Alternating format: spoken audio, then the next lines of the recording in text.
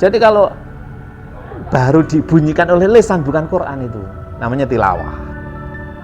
Maka tilawatul Quran itu belum tentu Quran. Gitu. Maka hendaknya yang tilawatul Quran bilisan, hendaknya benar-benar Quran yang dalam dada yang dibaca. Artinya apa? Dia benar-benar menjadi evaluator atau evaluasi, berfungsi menjadi hisab atas dirimu. Dan hisab yang tidak sama sekali tidak terjadi ketidakadilan atau kezaliman. Di situ ada keadilan yang benar-benar adil, yaitu mengadili dirimu sendiri yang membaca itu. Jadi tilawatul Quran jangan hanya lisan, bukannya taghoni, tapi bagaimana hatimu, dirimu benar-benar terevaluasi oleh tilawahmu, itulah baru tilawatul Quran. Kalau baru dinilai suara lisannya, itu tilawah saja, bukan tilawatul Quran.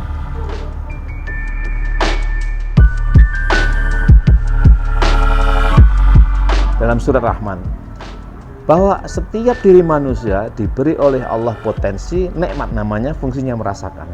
Kalau kamu benar-benar mengikuti nikmatmu yang merasakan dalam dadamu, kamu akan jujur, maka rasa itu tiada dusta, ya toh? Rasa itu sama, kecil muda tidak mengenal usia, sama rasa itu. Nah, tentu kamu harus cerdas. Apa cerdas itu? Takwa. Takwa dalam dada kan. Nah, yang tahu dirimu, maka kamu jangan berpura-pura, karena berpura-pura itu bukan kecerdasan. Kalau kamu berpura-pura tidak akan cerdas. Sekarang bilang begini berpura kan akan kesulitan. Tapi kalau kamu apa adanya, jujur, akan cerdas. Itulah namanya takwa. Gitu. Kamu taat atau berpura-pura taat itu kamu yang dirimu sendiri. Dzalika wa may yu'azzim sya'airallahi fa innaha min taqwal qulub. Syair yang berupa di zahir yang kau agung-agungkan itu jangan sampai keluar dari takwa ketaatan yang ada dalam dadamu.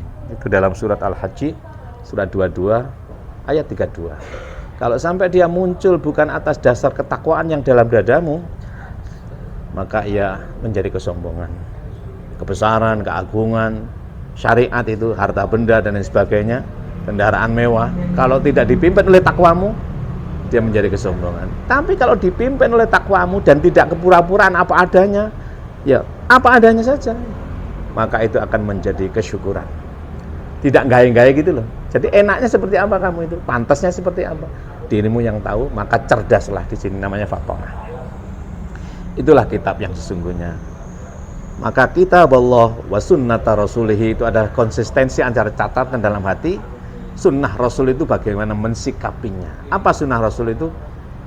Nah, bertindak atas dasar kebenaran, bertindak atas dasar amanah, bertindak atas dasar kejujuran, bertindak atas dasar kecerdasan, bertindak atas dasar pengetahuan keyakinan, bertindak atas dasar rasa timbang rasa, bertindak atas dasar ketaatan yang sesungguhnya dari hati yang paling dalam.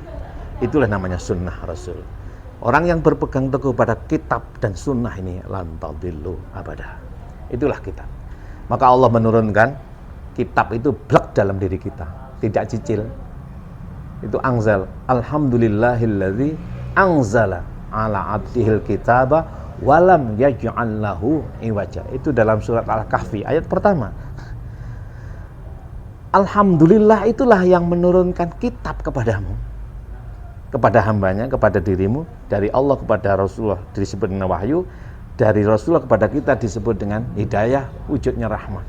Dia sama sekali tidak bengkok, karena tidak bengkok, lurus, tidak ada keraguan. Itu yang pertama, Alkitab. Yang kedua adalah apa yang dimaksud atau apa hakikat daripada Al-Quran. Al-Quran itu berbeda dengan kitab Quran atau mushaf Quran. Yang disebut dengan Quran itu adalah terbacanya kitab dalam dadamu.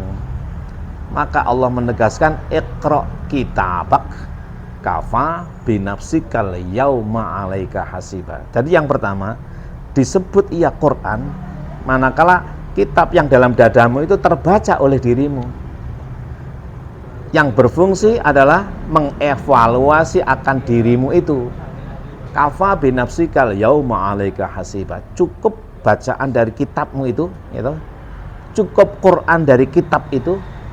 Quran itu bacaan artinya kitab dari catatan itu, atau Quran dari catatan itu, bacaan dari catatan dalam dadamu itu terbaca oleh dirimu, lalu menjadi hisab, perhitungan atas dirimu. Artinya apa?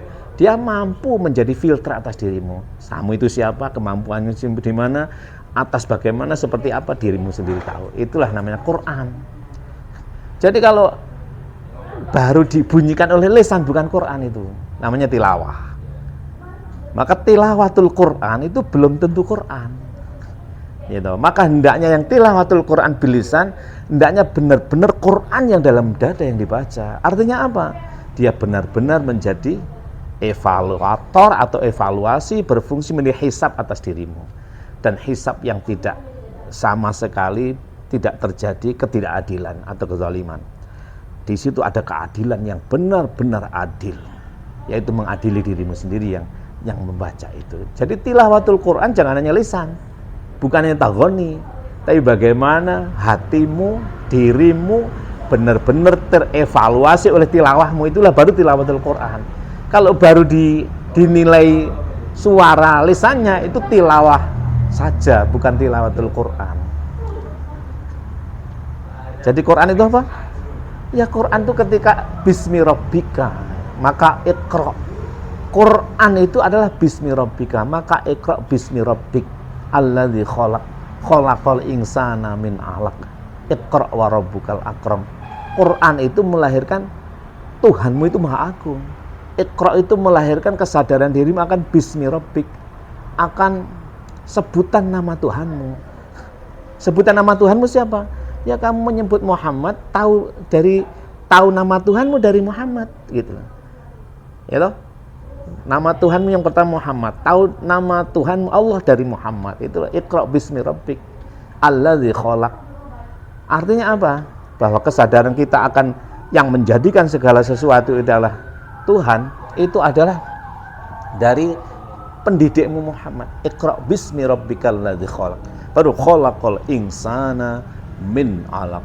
Iqra wa rabbukal akram alladzi 'allama bil qalam 'allamal insana ma lam ya'lam, dan seterusnya itu. Itulah Quran. Kalau kamu baca hanya sekedar untuk lisan, lalu tidak masuk ke dalam hatimu, bukan Quran, itu namanya tilawah. Mohon maaf ya, dalam bahasa rodok kasar ya sama aja dengan menyanyi gitu loh.